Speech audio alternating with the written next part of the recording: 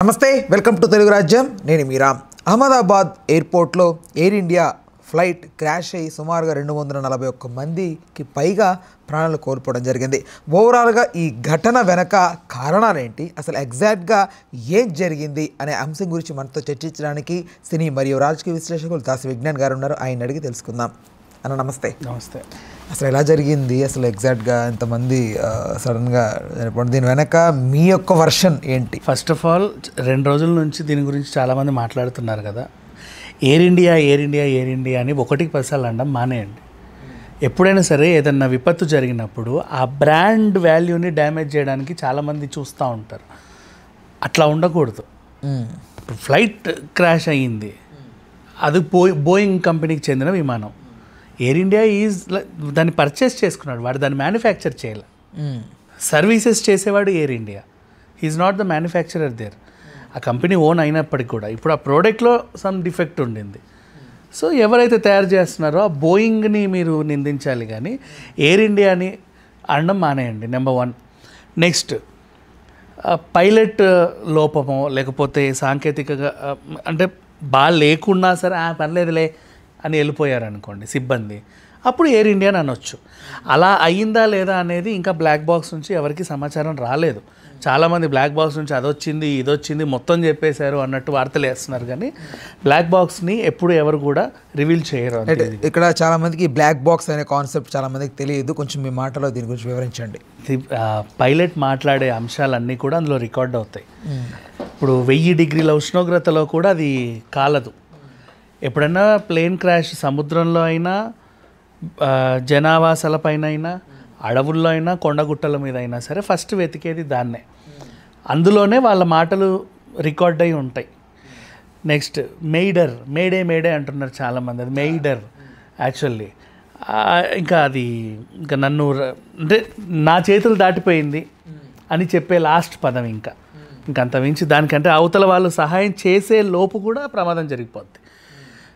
వాళ్ళ లోపల మాట్లాడుకునే మాటలు కానీ, ఎవరైనా సాంకేతికతని హ్యాక్ చేశారా రాడార్ని, లేకపోతే పైలట్కి ఆరోగ్యం బాగాలేదా, వాంతులు అయ్యాయా, లేకపోతే కో పైలట్ వీళ్ళిద్దరు ఏమైనా జుట్టు పిక్కొని కొట్టుకున్నారా, లేదంటే ఆ టైంలో పక్షి వచ్చి ఇంకేమైనా జరిగిందా, లేదా వడగళ్ళ వాన పడిందా, ముందు ఫ్రంట్ ఏమైనా డ్యామేజ్ అయిందా, లేదా నొక్కాల్సింది సరిగ్గా పనిచేయట్లేదా, ఇట్లాంటివి. అంటే ఏ లోపం ఉన్నా సరే వాళ్ళు మాట్లాడుకునే మాటలు ఉంటాయి కదా, ఆ మాటలు అది రికార్డ్ అవుతుంది.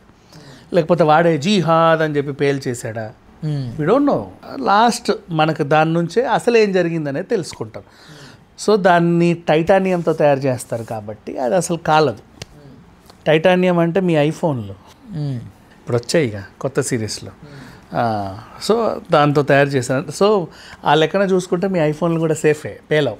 బట్ ఇప్పుడు అలా అనుకుంటే ఫ్లైట్లో ఉన్నటువంటి మొబైల్స్ ఎవరైనా ఐఫోన్ వాడే వాళ్ళవి అవి సెక్యూర్గానే ఉన్నట్టుంటే దాంట్లో రికార్డింగ్ సంథింగ్ ఉంటాయి కదా, లాస్ట్ సెల్ఫీలు. మీ ఐఫోన్ కేవలం మీ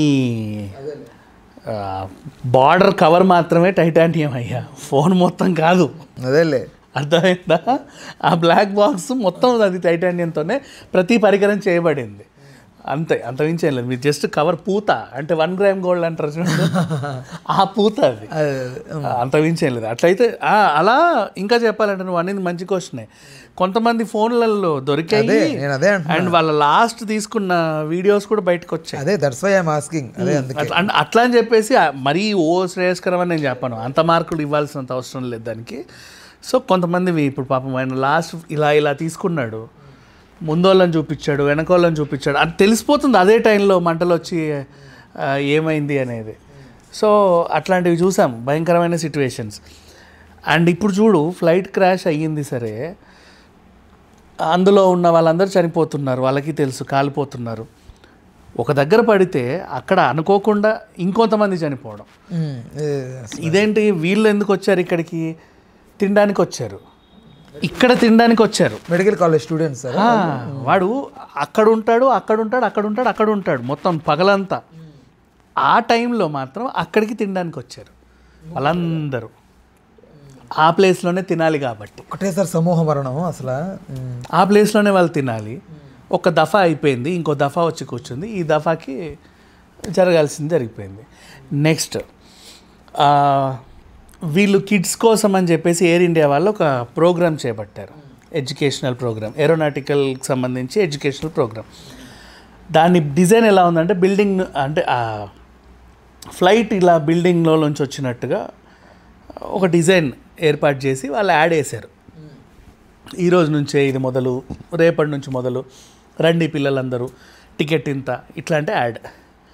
ఎలాగైతే ఆ యాడ్ ఉందో సాయంత్రం ఉదయం పేపర్లో యాడ్ వచ్చింది. యాక్చువల్లీ మధ్యాహ్నానికి జరిగిన సిచ్యువేషన్ సేమ్ అలాగే బిల్డింగ్ పైన ఫ్లైట్ క్రాష్ అయింది.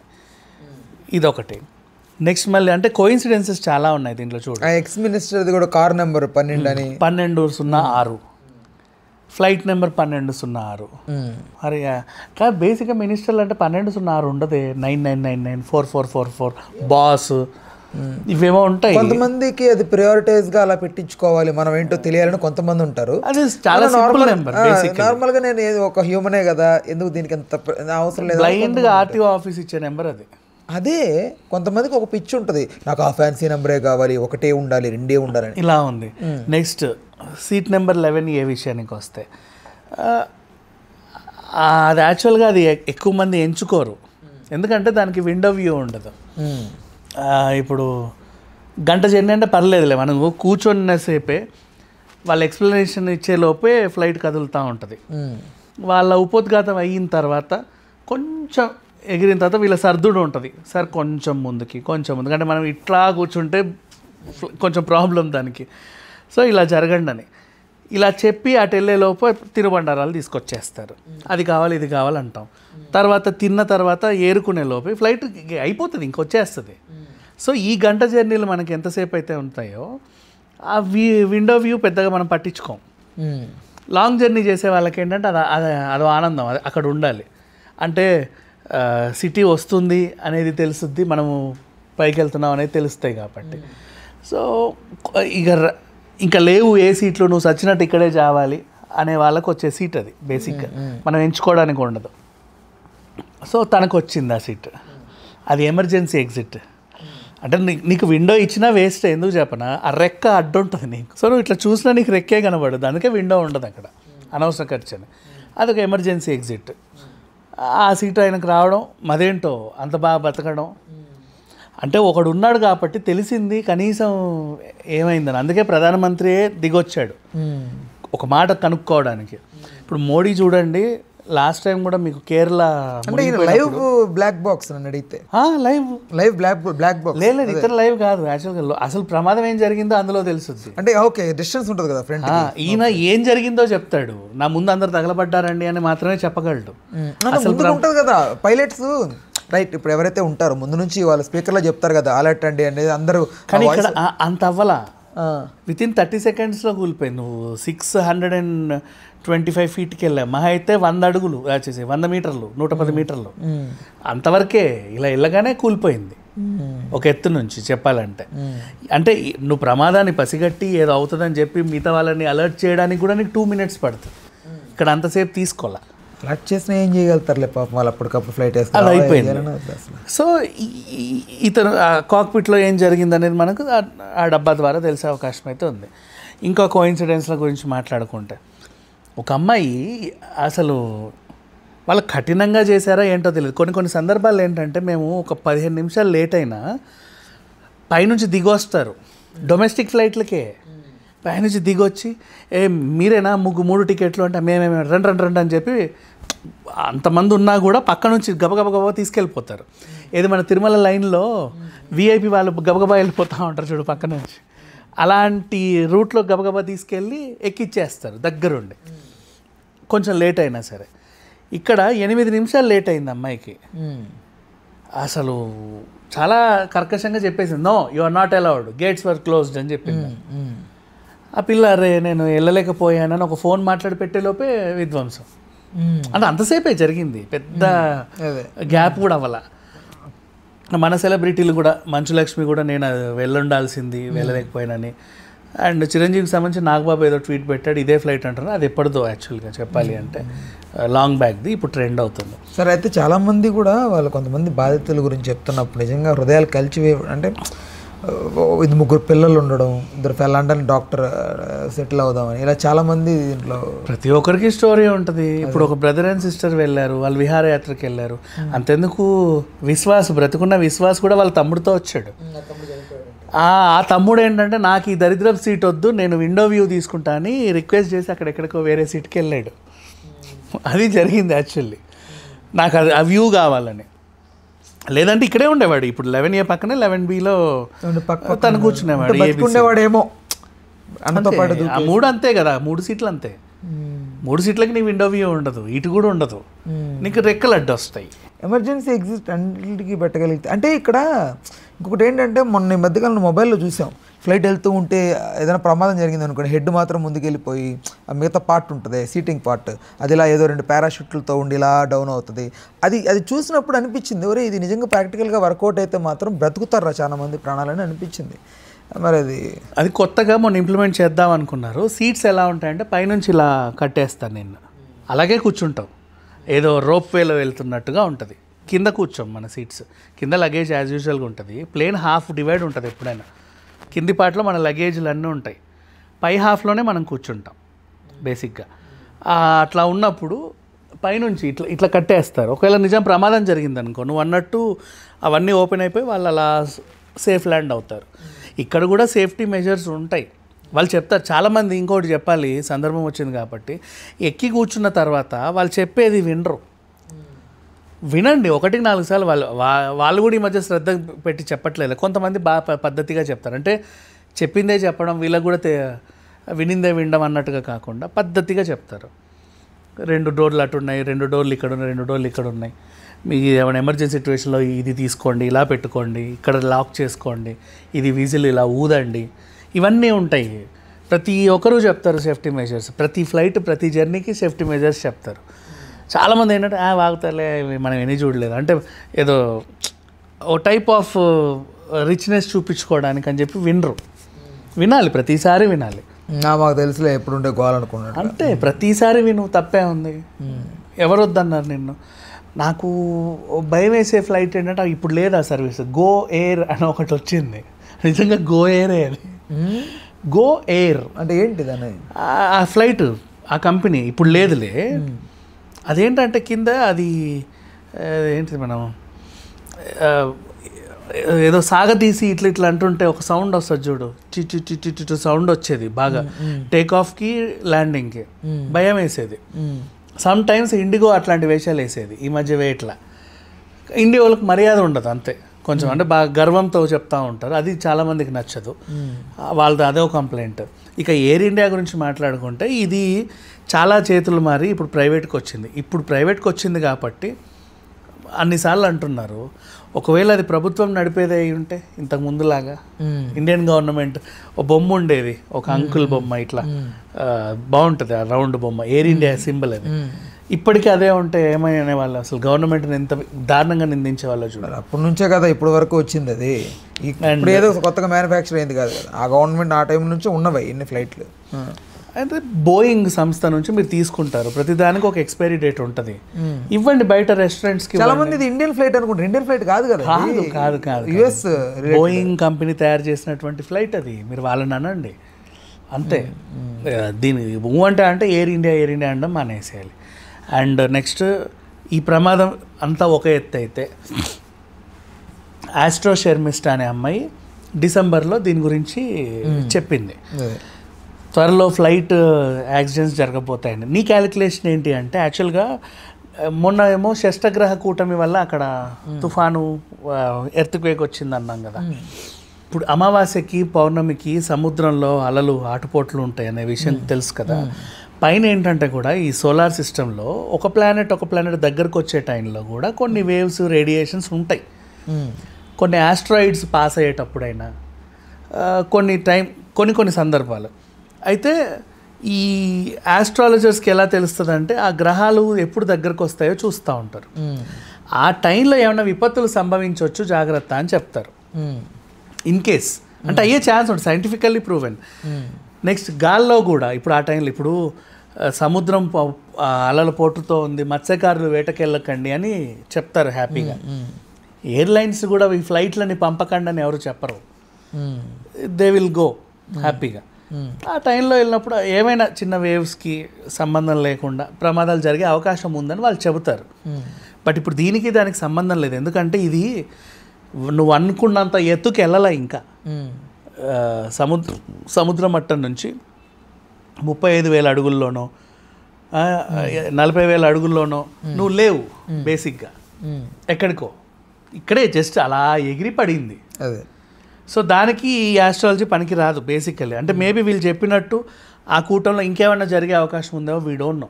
అంటే సైంటిఫికల్లీ ఈ సంఘటనని చాలా మంది తమ ఖాతాలో వేసుకునే ప్రయత్నం. అదే చెప్తున్నా, ఖాతాలో వేసుకుని చూసావు నేను చెప్పినట్టు జరిగింది అని. వాడేవాడు ఆ వేణుస్వామి గారు ఆస్ట్రో శర్మిష్ట ఒక పోస్ట్ పెట్టింది. అయితే ఆవిడ పెట్టింది కదా నేను చెప్పినట్టే జరిగింది అని. 8,30,000 మెంబర్స్ దాన్ని లైక్ చేశారు. అంటే మీ ఉద్దేశం ఏంటి? భలే జరిగిందనా? చెప్పింది జరిగిందని నమ్మడం? అదే అంటున్నా. అంటే చెప్పింది జరిగింది. ఏం జరిగింది అక్కడ? ఇండియాకి ఏమన్నా ఒలింపిక్ మెడల్స్ వచ్చాయా? మిస్ వరల్డ్ ఇండియా గెలిచిందా? మిస్ యూనివర్స్ ఇండియా గెలిచిందా? లేకపోతే ఇంకేమైనా సాధించామా? మన జీడిపి ఏమైనా పెరిగిందా? నథింగ్. ఓ ప్రమాదం జరిగింది, 300 మంది అటు ఇటుగా చనిపోయారు. ఇవాళకి 274. అంటే అక్కడ తింటున్న వాళ్ళు ఒక 50 మంది అంతమంది చనిపోయినప్పుడు చెప్పలేదు నేను ఆ రోజు చెప్పాను చూడు అలాగే జరిగింది అని వీడు చెప్పడం, అరే భలే చెప్పావే అని లైక్ చేయడం. అంటే మీరు ఏ ఆనందంలో ఉన్నారు? కాదు, ఒక ఫ్లైట్ యాక్సిడెంట్ అవుద్ది అన్నంత వరకు వచ్చిన వాళ్ళు ఏ ఫ్లైట్ దగ్గర వెళ్ళారా అంటే కదా నా డౌట్. సరే నువ్వు మరి అంత తెలివి ఉన్నాడువి ముందే పలానా ఎయిర్ ఇండియా విమానాన్ని టేక్ ఆఫ్ అవ్వద్దని చెప్పండి, అది ప్రమాదానికి గురయ్యే అవకాశం ఉంది, ఇదిగో కూటమి చెబుతుంది షష్టగ్రహ కూటమి అని ఏదో చెప్పొచ్చు కదా. రాధేశ్యామ్లో ప్రభాస్ లాగా యూ హ్యావ్ టు టెల్ కదా. అయిన తర్వాత ఎందుకు నీ ఖాతాలో వేసుకుంటావు? ఇది ఎక్కడ ఏమైందంటే వీడిది ఇంటర్వ్యూలు ఇయర్ స్టార్టింగ్లో ఏం చెప్పాడు అంటే అన్ని సంవత్సరాలాగే ఈ సంవత్సరాలు కూడా అగ్ని ప్రమాదాలు జరగచ్చు, విమాన ప్రమాదాలు జరగచ్చు, రైలు ప్రమాదాలు జరగచ్చు, రోడ్డు ప్రమాదాలు జరగచ్చు, అగ్ని ప్రమాదాలు జరగచ్చు అని చెప్పాడు. నువ్వు ఎక్కడ అగ్ని ప్రమాదం జరిగి నేను చెప్పలా అనేది వేసుకుంటున్నాడు. ఎక్కడ రోడ్డు ప్రమాదం నేను చెప్పలా, పొరపాటున రైలు పట్టాలు తప్పినా నేను చెప్పలా, ఆ ఖాతాలో వేయడం. ఇప్పుడు ఒక విమానం సంబంధించి నేను చెప్పలా, అది ఎక్కడ కూలినా ప్రతి ఇయర్ ఏదో చిన్న చిన్న అవుతూ ఉంటాయి సాంకేతిక లోపం. శ్రీనగర్ దగ్గరికి కూడా ఏదో ఫ్లైట్ వెళ్ళి మరి అంత ఇది ఉన్నప్పుడు పహల్గాం ఉగ్రదాడి జరుగుతుందని ఎందుకు చెప్పలేదు? మీరు చెప్పుంటే అక్కడికి వెళ్ళే వాళ్ళు కాదుగా టూరిస్టులు అందరూ. అక్కడ ఉగ్రదాడి జరుగుద్ది అంటే ముందెందుకు అలర్ట్ చేయట్లేదు? అయిన తర్వాత ఎందుకు మన ఖాతాలో వేసుకుంటున్నారు? అదేం ఆనందం, రాక్షస ఆనందం. కూర్చొని మర్చిపోయి నెక్స్ట్ మళ్ళీ ఆ బతుకున్నోడు కూడా ఎందుకు బతుకున్నాడు? వాడి అష్టమ స్థానం బాగుందంట, అక్కడ దాకా వెళ్ళి రిటర్న్ వాళ్ళ అష్టమ స్థానం బలంగా ఉందంట. ఇప్పుడు జాతకాన్ని నమ్మడం కానీ అది ఓకే, ఎవరి అభిప్రాయం వాళ్ళది. కానీ శవం మీద పెళ్ళాలు ఎడుకునేలాగా ఇలా చేయడం మాత్రం తప్పది. యాక్చువల్గా నిన్న నా పర్సనల్ ఎక్స్పీరియన్స్ చెప్తున్నా. నాకు 6 months బ్యాకే ఒక ఆస్ట్రాలజర్ చెప్పాడు ఒక ఛానల్లో, నీకు అంటే నా రాశి అడిగితే మిథున రాశిలో ఏదో కుజుడో బుధుడో ఎవరో సంచారం చేస్తారు ఆ టైంలో అన్నాడు. ఆ టైంకి ఆయన ఎందుకు వస్తాడు అంటే వాళ్ళు రావాలి కాబట్టి వస్తాడు. ఆ టైంలో ఏం జరుగుతుందంటే నీకు కొంచెం ఇలా ఉంది చూసుకో అన్నాడు, ప్రమాదాలు ఎక్కువ ఉంటాయి. అంటే నువ్వేమైనా చేస్తుంటే రెగ్యులర్గా గోవా వెళ్తానండి ఎవ్రీ మంత్ అని చెప్పా. ఫ్లైట్ ప్రమాదాల్లో జరిగే అవకాశం ఉంటుంది, పోక్ అన్నాడు నన్ను. జూన్ నా బర్త్డేకి వెళ్తా ఖచ్చితంగా అన్న. ఎప్పుడు పోకుండా నా బర్త్డేకి వెళ్ళిన జూన్లోనే. కొంపదీసి నువ్వు నేను చెప్తున్నా విను, నా పుట్టినరోజుకి వెళ్తానని అన్నా. వద్దు జూన్లో నీకు అసలు బాగాలేదు. మిథున రాశి నాది యాక్చువల్లీ. మిథున రాశి వాళ్ళే ఎవరో 2 గెస్టులు వస్తారు వేరే రాశికి సంబంధించిన వాళ్ళు పెట్టే ఇబ్బందులు ఇంత ఉండవు అని చెప్పాడు. I don't know what happened. నేను నిన్న తనకి మళ్ళీ కాల్ చేసి పిలిచి ఇంటర్వ్యూ తీసుకున్నా. మరి అలా చెప్పాడు. మరి ఇప్పుడు అదే టైంలో ఏదో జరిగింది కదా. నేను అడిగింది ఏంటంటే సైంటిఫికల్గా అడిగా, ఎందుకు ఇలా చెప్పారంటే ఈ టైంలో గ్రహాలు కలిసి ఉంటాయి. అవి రేర్గా సంచరించే గ్రహాలు అనమాట. అవి దగ్గరకు వచ్చినప్పుడు వాయువు గాల్లో కొన్ని ప్రమాదాలు జరిగే అవకాశం ఉంటుంది. ఆ ఉద్దేశంతో చెప్పాము తప్ప ఇంకేం లేదు అన్నాడు. ఓకే వాట్ ఎవర్, బాగానే చెప్పావు. అండ్ నెక్స్ట్ దాంతో పాటుగా నాకు ఇంకోటి కూడా చెప్పాడు. ఆ రోజు నేను ఆ ఛానల్లో ఉన్నప్పుడు సింగర్ మంగ్లీ జాతకం అడిగింది ఆవిడ, ఈ ఇయర్ ఎలా ఉంటుంది చెప్పండి అని. హాఫ్ ఇయర్ అయిన తర్వాత ఆవిడ చాలా చిక్కుల్లో పడుద్ది, ఒక ప్రమాదం పొంచి ఉందని చెప్పాడు. ఏమవుతుందని చెప్పలేదులే. కరెక్ట్ 6th monthకి ఆ బర్త్డే పార్టీ అవ్వడం, అదేదో దొరకడం, ఏదొక వింత నాకు. నన్ను అడిగితే ఇది పెద్దది కాదేమో అనిపిస్తుంది నాకు. ఏం నాకు అలా అనిపించింది. ఇన్సిడెంట్ పెద్దది కాదు, ఇది న్యూస్ వైరల్ అయింది, బట్ ఆ ఇన్సిడెంట్ చిన్నది. ఇప్పుడు ఏరోప్లేన్ జరిగింది, ఇది బిగ్గెస్ట్ ఇన్సిడెంట్. అవునవునవును. బట్ మంగ్లీది నన్ను అడిగితే అదొక న్యూస్ పెద్దది చేశారు సెలబ్రిటీ వల్ల, బట్ ఆ ఇన్సిడెంట్ చిన్నదే. బట్ ఇతను ఎలా చెప్పగలిగాడు? Something was happening, but ఇదే జరుగుద్ది, this was happened, please take care అనేది మీకు కూడా ఇస్తా ఫుటేజ్ నిన్న నేను చేసా, అది ఇవ్వండి కొంచెం. So what ever. ఇక ఈ క్రాష్ గురించి మాట్లాడుకుంటే చాలామంది వార్తలు వైరల్ చేయడం, భగవద్గీత దొరికింది దాంట్లో, దీన్ని ఇప్పుడు ఆధ్యాత్మికంగా టర్న్ తీసుకున్నారు. 1000 degrees ఉష్ణోగ్రతలో కూడా ఒక పుస్తకం కాలిపోకుండా బయటపడింది. అంటే నేను హిందుత్వానికి వ్యతిరేకం కాదు, కానీ ఒక మాట చెప్పాలనిపిస్తుంది. Muslims, Hindus, Christians, other language వాళ్ళందరూ ఉన్నారు కదా, అంటే భగవద్గీత ఉండగా కూడా భగవద్గీత సాక్షిగా ఇన్ని మరణాలు దేవుడు ఎలా చూస్తున్నాడు అనేది నా క్వశ్చన్. సరే వాట్ ఎవర్, భగవద్గీత బతికింది, సంతోషమే, మంచి విషయమే. కానీ ఆ భగవద్గీత అక్కడ ఉండగానే అంతమంది పోయారు కదా. నేను అదే అంటున్నా, నాకు ఇప్పటికీ అర్థం కాదు. అది చాలా మంది భగవద్గీత ఆ కోణంలో ఎందుకు అసలు దాన్ని ఎందుకు వైరల్ చేస్తున్నారు? అంత అవసరమే ఉంది. సరే పోనీలే, అంటే ప్రతిదాన్ని అన్ని రకాలుగా వాడుకుంటున్నారు. చూసావా, సునీత విలియమ్స్ వినాయకుడిది సంథింగ్ ఏదో తీసుకెళ్ళింది అనుకుంటా ఆవిడ, దాన్ని ఓకే, అది ఓకే, బట్ అది సరే ఓకే, దాన్ని మనం ఇంకా జనాల్ని ఏమనలేము, అది వద్దులే, అవుట్ ఆఫ్ సిలబస్. దాంట్లో ఏది వాగినా ప్రాబ్లం. అదే ఎందుకంటే ఫస్ట్ ఎప్పుడెప్పుడు మా మనోభావాలు దెబ్బలు తింటాయని ఎదురు చూసేవాళ్ళు. Fact what ever. సో ఇది సంగతి ఓవరాల్గా జరిగింది. దీని గురించి మీమ్స్ కానీ కామెడీలు కానీ చేయడం మానేయండి. వాడెవడో చెప్పాడు కాబట్టి ఇలా జరిగింది, వీడెవడో చెప్పాడు కాబట్టి అలా జరిగింది, ఇవన్నీ మీకు అనవసరం. మీకు తెలుసా, 2 రోజుల్లో ఫస్ట్ మరణాలు 264, నిన్నటికి 274 అయింది. అంటే కొంతమంది హాస్పిటల్ చికిత్స పొందుతా చనిపోయారు. చివరాఖరికి బతికిన విశ్వాస్ కూడా మెంటలీ హీఈస్ డెడ్ యాక్చువల్గా చెప్పాలంటే, అంటే బ్రెయిన్ డెడ్ కాదు, మాట్లాడలేని పొజిషన్. అంతమంది చనిపోయారు, ఏదో అయ్యింది సంథింగ్. అండ్ ప్రపంచం అంతా నా దగ్గర రోజుకు కూడా వస్తున్నారు. ప్రైమ్ మినిస్టర్ అంటారు, ప్రెసిడెంట్ అంటారు, వాళ్ళంటారు, వీళ్ళంటారు, అందరూ వస్తున్నారు. ఏం జరిగిందో చెప్పు అంటున్నారు. నాకు అసలు బతకలేక, కక్కలేక, మింగలేక, నా కళ్ళ ముందు నా తమ్ముడు చనిపోతే ఏం చేయాలో అర్థం కాక, అసలు నేను ఎలా బతికానో నాకు తెలియదు. ఇక్కడ టాటా గ్రూప్ గురించి మాట్లాడుకోవాలి. టాటా వాళ్ళు ప్రతి ఒక్క ఫ్యామిలీకి వాళ్ళ ఒక ₹1 కోటి వరకు ఏదో ఇవ్వడం, వాళ్ళ మెడికల్ ఎక్స్పెన్సెస్ గురించి. ఇందులో వాస్తవాలు ఏంటనే తెలియకపోయినప్పటికీ మోస్ట్ ఆఫ్ ది వాస్తవం అని తెలుస్తుంది. ఒకసారి అందుకన్నాను నేను ఎయిర్ ఇండియాని నిందించడం మానేయండి అని. ఎందుకన్నాను అంటే, టాటా యాక్చువల్గా చెప్పాలి అంటే, రతన్ టాటా వరల్డ్స్లో అందరు రిచెస్ట్ పీపుల్లో ఎప్పుడూ 1-2 స్థానాల్లోనే ఉంటాడు. ఎందుకు ఆయన స్థానం 6, 7, 8, 10లో ఉంటుంది అంటే, తన సంపాదనలో 60% చారిటీకి వెళ్ళొద్ది. అందుకని చెప్పేసి 60% చారిటీ. అండ్ నౌ ఈ ఫ్లైట్ ప్రమాదం టాటా గ్రూప్ వాళ్ళు కొన్నారు కాబట్టి జరిగింది కాబట్టి వీళ్ళు ఇచ్చారని మాట్లాడుకునే మూర్ఖులు కూడా ఉంటారు. కానీ నిజంగా అసలు టాటాకు సంబంధం లేని ప్రమాదం జరిగినా సరే వీళ్ళు ముందుంటారు విరాళాలు ఇవ్వడానికి. అదొకటి గుర్తుపెట్టుకోవాలి. అండ్ ఇన్సూరెన్స్ కంపెనీల గురించి మాట్లాడుకుంటే, చరిత్రలో ఇప్పటివరకు కని విని ఎరుగని బిగ్గెస్ట్ ఇన్సూరెన్స్ 1200 కోట్ల ఇంకా ఎక్కువే. దాన్ని ఎలా అంచనా వేస్తున్నారో చెప్పట్లేదు, ఇప్పుడు అదొక రికార్డ్ ఇన్సూరెన్స్ గురించి మాట్లాడుకుంటే. సో అన్నీ ఉన్నాయి. ఇప్పుడు జరిగిన ఇన్సిడెంట్ ఏంటంటే ప్రతి విషయంలోనూ కొత్తదనాలే. అంటే ఇంతకుముందు జరిగిన ప్రమాదాలతో పోలిస్తే అన్నీ కొత్త విషయాలే బయటపడుతున్నాయి. అండ్ నెక్స్ట్ ఇంకొకటి, ఇప్పటికీ కూడా ఒక విమానం మిస్ అయింది గాల్లో. ఏమైందో ఈ రోజు వరకు కూడా తెలియదు. ఇప్పటికి 10 ఏళ్ళు దాటింది ఆల్మోస్ట్. ఇట్లాంటి ఇన్సిడెంట్స్ అవుతూనే ఉంటాయి. అలా అని విమాన ప్రయాణాలు సేఫా కాదా అని ఆలోచించుకొని అనవసరంగా బుర్రలు పాడు చేసుకోవద్దు. అన్ని ప్రమాదాలు అనేవి అప్పుడప్పుడు తెలుసో తెలియకో జరుగుతూ ఉంటాయి. పక్షి వల్ల, వడగళ్ళ వాన వల్ల, సాంకేతిక లోపం వల్ల, ఇంకేదైనా ప్రమాదం వల్ల, ఎవడన్నా హైజాక్ చేయడం వల్ల, ఇలాంటివి సమ్ టైమ్ రేర్ సిచ్యువేషన్లో అవుతాయి. ఇది హైజాక్ వర్షన్ కూడా వెళ్ళింది. ఒక అతని ఎవరైనా బెదిరించి ఉంటారు. ఎందుకంటే వాడు వాడి పేరేంటో మర్చిపోయా, ఖలిస్తానీ ఉగ్రవాదులు ఒక ఫ్లైట్ పేల్చేస్తాము మేము అని ఒక వార్నింగ్ ఇచ్చారు. అండ్ నెక్స్ట్ వాళ్ళు కూడా వాళ్ళ ఖాతాలో తినేసి, చూసారా మేము చెప్పినట్టు జరిగింది, వాళ్ళ ఖాతాలో వేసుకున్నారు. అందుకని చెప్పేసి అది వైరల్ అయింది. వాళ్ళకేం సంబంధం అసలు? ఊరికే అదో ఆనందం, మేమే చేసామని. పాకిస్తాన్తో ఉన్న గొడవలుగా ఖాళిస్తాన్ ఎవరు అసలు?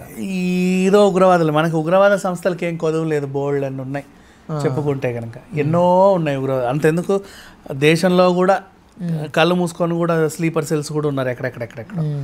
చెప్పలేము వీళ్ళు ఎప్పుడు వస్తారు ఏంటి, కానీ కాకపోతే క్లెయిమ్ చేసుకుంటారు ఏదో గొప్పతనం చేసుకున్నాం మేము. అంటే చాలామంది మధ్యకాలంలో కూడా ఈ స్టార్స్ వీళ్ళందరూ ఇన్స్టాగ్రామ్లో కొన్ని పెడతా ఉంటారు. ఆల్ ఐస్ ఆన్, ఒకటి ఏదైనా జరిగింది అనుకోండి, ఆల్ ఐస్ ఆన్ అంటే ప్లేస్ని మెన్షన్ చేసి పెడుతుంటారు, స్టోరీస్ పెడతా ఉంటారు. నాకు అనిపిస్తూ ఉంటుంది అసలు విషయం తెలియదు, ఎందుకు పెడుతున్నామో తెలియదు, ఏదో నేను ఎమోషనల్గా ఉన్నాను, నేను ఇప్పుడు బాధపడుతున్నాను అని దాన్ని చెప్పుకోవడానికి పెడతారు తప్ప ఎవ్వడికి నన్ను అడిగితే దీని గురించి ఇంత కూడా లేదని నా అభిప్రాయం లేదు. బట్ వాళ్ళు ఏదో చెప్పాలని చెప్తారు. ఏదో ఇన్స్టాగ్రామ్లో రీల్స్ ఇలా చూస్తున్నప్పుడు అక్కడ ఏదైనా అక్కడ వరకు ఆగుతున్నారు తప్ప తర్వాత అంతా ఫండీ రీల్స్ కోసం, డొప్పమైన్ ఇచ్చే రీల్స్ కోసం షేర్ చేసుకుంటున్న లోకంలో ఉన్నాం మనం. ఎవ్వడికి బాధ లేదనేది నా ఉద్దేశం. అది రైట్. ఓవరాల్గా ఈ అంశానికి సంబంధించి మరొక ఇన్ఫర్మేషన్ ఏదైనా వస్తే మరొక వీడియో చేద్దామన్నా. Thanks for the time, thanks for information. Hello, Telugu రాజ్యం ఛానల్ చూస్తున్నారా? సామాజిక రాజకీయ జీవన చిత్రణే తెలుగు రాజ్యం. అతిశయోక్తులు అసత్యాలు ఉండవు. రాజకీయ కోణం కాదు, ప్రజా కోణమే కొలబద్ద.